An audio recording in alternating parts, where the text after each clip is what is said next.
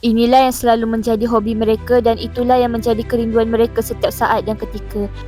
Oleh kerana melihat Allah yang menjadi cita-cita mereka adalah melihat zatnya dengan penglihatan mata, tidak mungkin di dunia ini tetapi tempatnya adalah di akhirat, khusus di syurga Jannatul Naim. Sedangkan mereka itu tidak sabar lagi membendung kerinduan mereka untuk melihat Allah Subhanahu Wa Taala.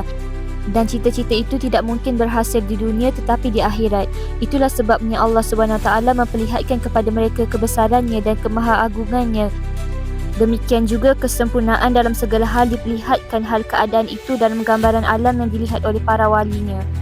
Mereka melihat kejadian-kejadian dalam alam yang di luar dugaan manusia, lantas mereka melihat Allah yang maha menentukan atas segala-galanya itu.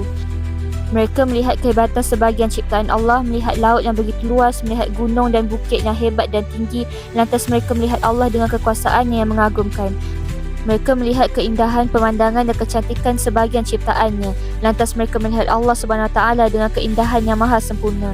Demikianlah seterusnya dari segala penglihatan yang mereka lihat, dari segala kejadian yang mereka temukan. Bererti pada hakikatnya mereka melihat Allah dengan sifat-sifat kebesarannya, keagungannya, kesempurnaannya yang luar biasa.